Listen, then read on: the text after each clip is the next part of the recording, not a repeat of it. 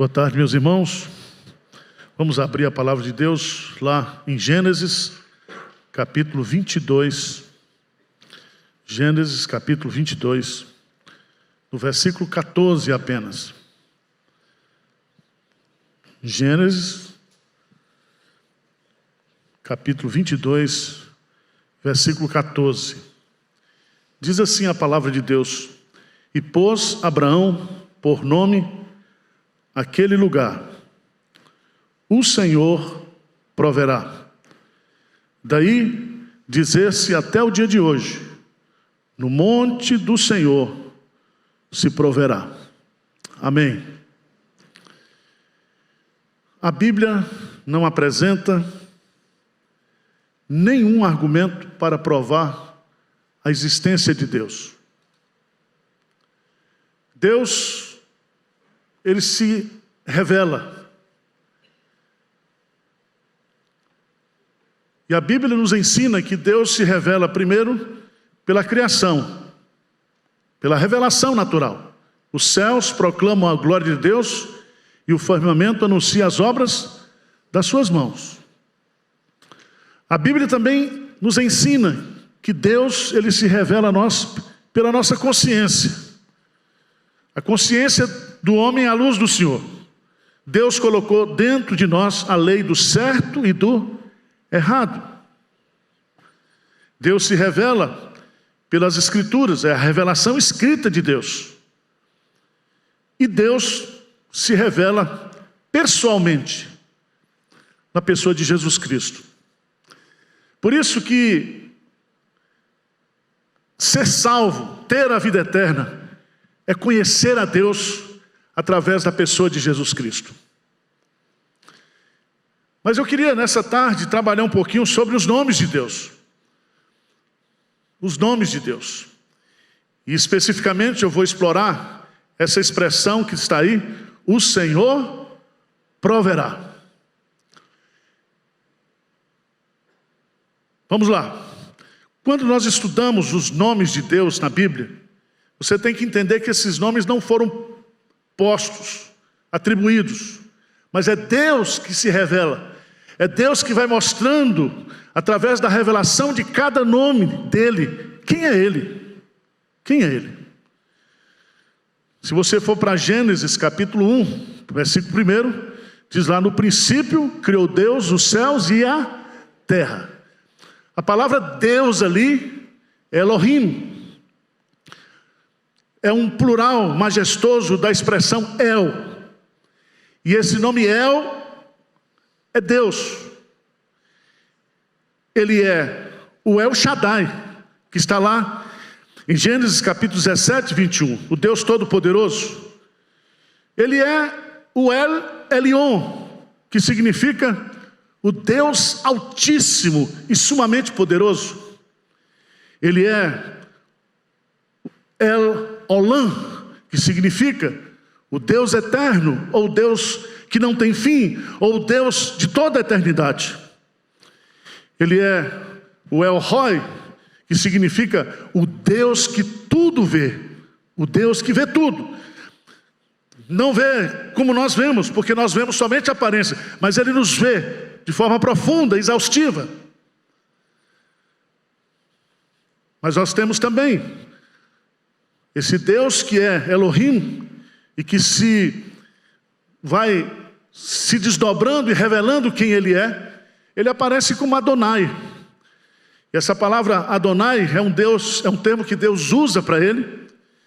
E esse termo, ele aparece mais de 300 vezes no Antigo Testamento. E a ideia é que Deus não é somente o Elohim, o Deus da criação, não é somente o Yahvé, o Deus da aliança, mas Ele é Adonai, o Deus que tudo governa, o Deus que preserva todas as coisas, que cuida de todas as coisas. Ele não somente cria, mas Ele administra. Mas Yahvé, ou Javé, é o principal nome de Deus no Antigo Testamento. E o que esse nome de Deus revela? Yahvé revela justamente essa condescendência de Deus, sendo Ele o que Ele é, mas Ele se relaciona conosco. É o Deus da aliança, é o Deus do relacionamento. E é tão bonito isso, porque todas as vezes que Deus vai revelando o Yahvé, Ele acrescenta alguma coisa a mais. E é tão bonito porque eu e você, nós conhecemos a Deus principalmente nas provações, nas tempestades. É tão interessante nesse texto, porque Deus está levando Abraão para o monte da provação, o monte onde Deus vai tratar o coração e a fé de Abraão. E ele vai descer daquele monte transformado, porque ele conheceu o Yahvé Jiré, o Deus da toda provisão. Mas só para você ficar sabendo, Yahvé Jiré, o Senhor que provê. Jeová Makdesh, o Senhor que santifica. Jeová Nissi, o Senhor é a minha bandeira. Jeová Rafá, o Senhor que cura. Jeová Shalom, o Senhor é paz. Jeová Tisquideu, o Senhor é a nossa justiça. Jeová Roi, o Senhor é o meu pastor. Jeová Samá, o Senhor está presente. Jeová Tissebaô, o Senhor dos exércitos. Jeová Maquê, o Senhor que fere. Jeová Gimolá, o Senhor que recompensa. Esses são alguns nomes de Deus ligados a Javé. E esses nomes são revelados justamente quando Ele se relaciona conosco em momentos difíceis. Mas eu quero gastar um tempinho com você nesse nome. O Senhor proverá. O Senhor proverá significa claramente, Ele é Jeová Nissi. Jeová Jiré, Ele é o Deus de toda a provisão. E nós queremos explorar um pouquinho isso. E eu gostaria de fazer, nesse texto, pelo menos duas perguntas básicas. Quem proverá? Quem proverá? E a resposta é Deus. Tudo o que você precisa, tudo que nós necessitamos, Deus, Ele é o provedor. Amém? Então, preste atenção.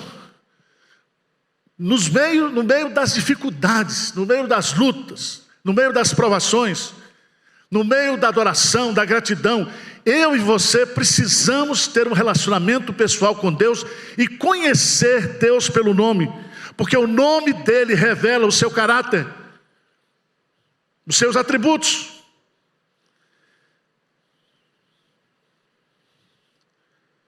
Betsy Moody ficou viúva aos 36 anos, lá em Chicago, com 9 filhos pequenos e com a sua casa hipotecada. Durante mais de um ano, ela chorava todas as noites, até dormir. O conselho que davam a ela, com 36 anos, com 9 filhos, doe seus filhos. Dê seus filhos, o que você vai fazer? Você não tem nada, sua situação é complicada. Um dia, à noite, chorando, ela abre as Escrituras, e eu queria que você abrisse lá, em Jeremias capítulo 49, versículo 11. Jeremias capítulo 49, versículo 11. Lê comigo aí. Deixa os teus órfãos, e eu os guardarei em vida, e as tuas viúvas confiem em mim. Betsy Moody levanta, enxuga as lágrimas, e esse texto a sustentou a partir dali todos os dias da sua vida. E ela teve o privilégio de um dos seus filhos se tornar o maior evangelista dos Estados Unidos, Moody, Dwight Moody, que ganhou milhares e milhares de pessoas para Cristo, que teve um ministério impactante, justamente porque ela aprendeu naquela situação difícil, que o Deus é o Deus que cuida, é o Deus que provê. A nossa confissão de fé de Westminster, no seu capítulo sobre a providência de Deus, diz assim, abre aspas: pela sua muito sábia providência, segundo a sua infalível presciência e o livre e imutável conselho da sua própria vontade, Deus, o grande Criador de todas as coisas, para o louvor da glória da sua sabedoria, poder, justiça, bondade e misericórdia, Ele sustenta, Ele dirige, Ele dispõe, Ele governa todas as suas criaturas, todas as ações e todas as coisas, desde a maior até a menor. Amém? Deus cuidará de ti, na tua dor, com todo amor. Ele cuidará de você. Então, diante dessa pergunta, quem proverá? É Deus, é Yahvé, Elohim, Adonai, Yahvé Elohim. Diante disso, eu tiro três lições desse primeiro ponto, quem proverá. A primeira lição é que em Deus há infinita sabedoria para conhecer todas as nossas necessidades. Presta atenção, Ele é o provedor, Ele é a fonte de toda provisão, e Ele tem sabedoria, competência para conhecer você e a mim, para conhecer a todos e identificar as nossas necessidades. Deus conhece todas as necessidades do seu povo. Quando o povo de Deus sofria lá no Egito, Êxodo capítulo 3, versículo 7, Deus diz assim: certamente vi a aflição do meu povo que está no Egito, e ouvi o seu clamor por causa dos seus exatores. E no versículo 7 ele termina dizendo: conheço-lhe o sofrimento. Eu conheço o seu sofrimento, eu conheço as suas necessidades, eu conheço as suas dificuldades, eu conheço você. Então Ele é o provedor sábio que conhece e sabe o que eu preciso.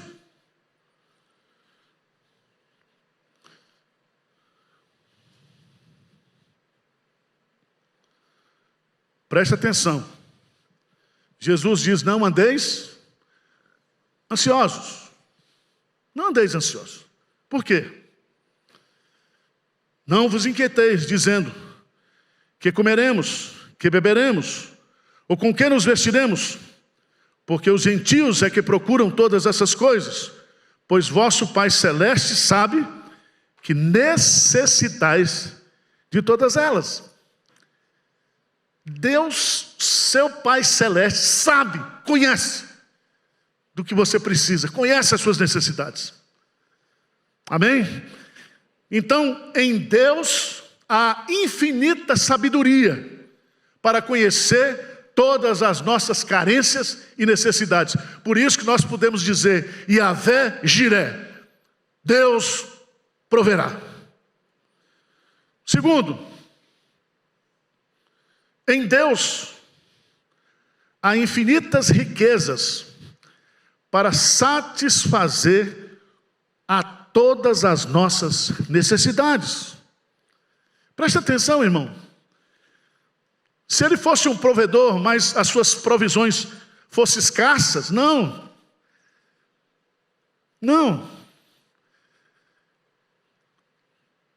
Ele é suficientemente rico e poderoso.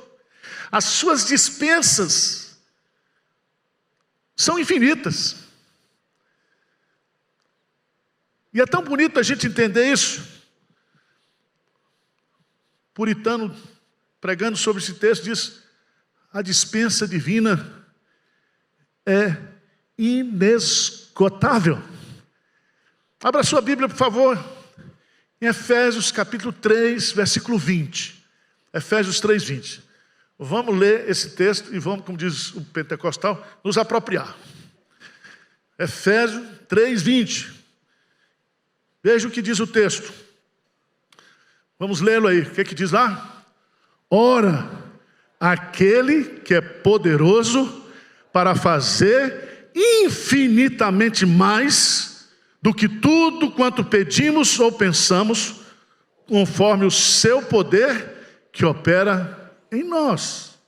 O que Paulo está querendo nos ensinar aqui? É que não há limites para o infinito poder de Deus. O Deus que pode suprir tudo e a todos e ainda ficar com os seus recursos infinitos. Esse é seu Pai, esse é o Deus que eu creio, esse é o Deus que se relaciona conosco. Mas eu quero apresentar um terceiro argumento, que é muito importante esse argumento. Deus proverá, o Deus provedor, o Deus que provê, Ele conhece todas as nossas necessidades, Ele é rico infinitamente para suprir essas necessidades. Mas o que eu acho lindo nessa expressão é que em Deus há infinita graça para dar tudo aquilo que necessitamos. Louvado seja Deus por isso. Porque a graça de Deus é o favor que não merecemos. E toda provisão divina para nós é imerecida. É imerecida. Mas sem a graça de Deus, nós não temos nada. Por isso que no sofrimento Paulo ouve Deus dizendo para ele: Paulo, a minha graça te basta, a minha graça é suficiente. É graça sobre graça, é graça transbordante, é graça superabundante, é graça suficiente, Paulo. Porque se eu tivesse um provedor rico que conhecesse a minha necessidade, mas na sua graça ele não quisesse me dar, mas ele dá. Ele dá. E a maior prova disso, e a ideia que esse texto aponta, é para a figura de Jesus Cristo. E diz: pela graça sois salvos, mediante a fé por meio de Jesus Cristo. Esse texto aponta para Jesus. Porque naquele monte da provação, Abraão sobe ali para oferecer o seu único filho, para matar o seu filho em sacrifício a Deus. Mas Deus não aceita sacrifício de pessoas humanas. Deus estava provando. Deus estava tirando aquele filho que se tornou um ídolo para Abraão, para mostrar que Deus é suficiente, que Deus deve ocupar o primeiro lugar na nossa vida. Mas não somente isso. Alguns anos depois, nesse mesmo monte, essa cadeia montanhosa que cobre toda a cidade de Jerusalém, no monte do Calvário, Jesus Cristo providenciou a nossa redenção. Ele deu o seu Filho por amor a nós. Então Deus, Ele provê todas as coisas baseado na sua graça infinita. Amém? Agora, o que Deus proverá? O que Deus proverá? Deus pediu o sacrifício de Isaac a fim de dar-nos um tipo maravilhoso de Cristo. Abraão é um tipo de Deus, e Isaac é um tipo de Cristo. Mas eu queria que você entendesse o que está em Efésios capítulo 1, quando Paulo, no versículo 3, diz: bendito seja Deus, Pai de nosso Senhor Jesus Cristo, que nos abençoou com toda sorte de bênçãos espirituais. Então preste atenção. Em Cristo nós temos a redenção. Em Cristo nós temos a remissão dos nossos pecados. Em Cristo nós temos a justificação. Em Cristo nós temos a santificação. Em Cristo nós temos a glorificação futura. Significa que Deus já providenciou em Cristo todas as bênçãos espirituais que eu necessito, que eu preciso. Por isso que você pode levantar e dizer: eu sou um abençoado do Senhor, porque Ele já me abençoou com tudo.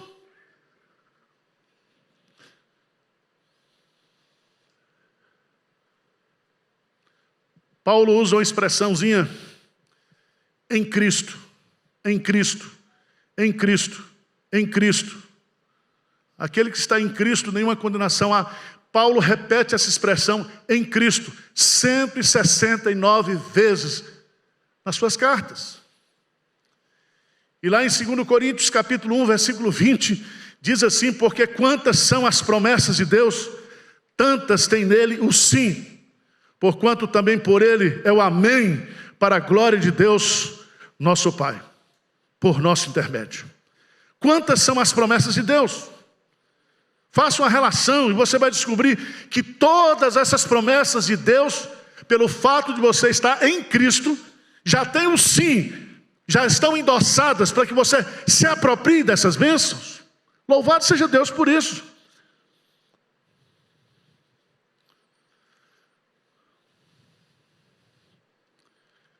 Mas eu queria chamar a sua atenção para não as providências, não as providências do ponto de vista das bênçãos espirituais, materiais, mas a forma como Deus providencia. Isso é muito lindo. Muito lindo. E aqui eu queria chamar a sua atenção, Dr. Sproul, pastor presbiteriano americano. Ele diz que o cristianismo é uma fé que está baseada e arraigada nos milagres. O nosso Deus é Deus de milagres. E Ele faz milagre todo dia.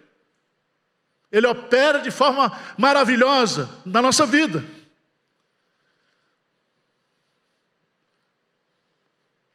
O liberalismo do século XIX tentou, através de Bultmann, fazer a desmitologização do Novo Testamento.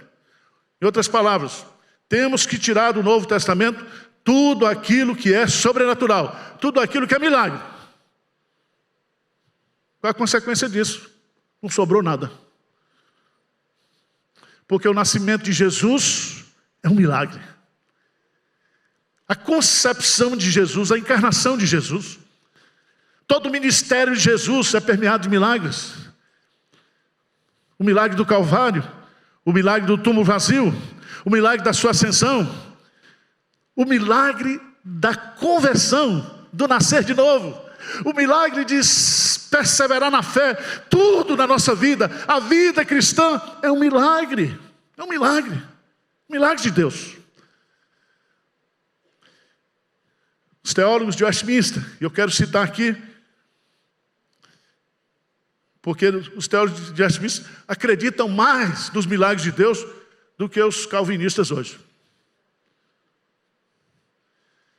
Lá na Confissão de Fé de Westminster, diz assim: posto que em relação à presciência e ao decreto de Deus, que é a causa primária, todas as coisas acontecem imutável, infalivelmente. O que Deus decretou vai acontecer de forma imutável, de forma infalível. Mas os teólogos colocam, expressando o ensino genuíno da palavra de Deus, eles dizem assim: contudo, pela mesma providência, Deus ordena que elas sucedem conforme a natureza das causas secundárias necessárias, livre ou contingentemente. Na sua providência ordinária, Deus emprega meios. Todavia, Ele é livre para operar sem eles, sobre eles ou contra eles, segundo a sua própria vontade. Deus quer tirar o povo do Egito, mas tem um mar vermelho na frente. Deus usa o vento e abre o mar. E o povo passa a pé enxuto. Depois ele fecha o mar e mata os exércitos egípcios. Irmãos, o nosso Deus é Deus de milagres. E Ele usa circunstâncias, Ele usa pessoas, e Ele usa problemas, Ele usa tudo para fazer milagre na nossa vida, para mostrar que foi Ele que fez. Foi Ele que fez.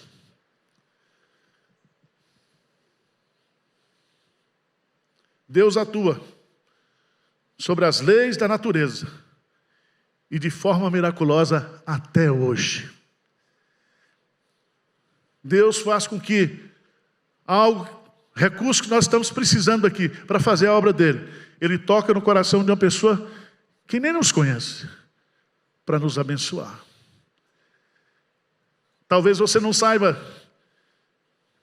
mas muitos nordestinos oraram para um dia ter um poço de água na sua porta, como diz o pastor lá na Bahia.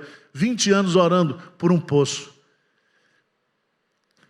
E nós somos a resposta da oração desses irmãos.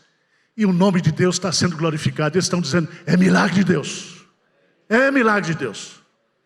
Deus faz milagres. Deus cura usando a medicina. Mas quando Ele quer, Ele passa por cima da medicina. Ele vai direto e faz a obra. E faz a obra. Então, meu irmão, alegre seu coração nessa tarde. Se aproprie dessa verdade. Deus proverá. Yahvé Jiré. Yahvé Jiré. Yahvé Jiré. Ele é o Deus de toda provisão. Romanos, capítulo 8, verso 32. Vamos ficar de pé.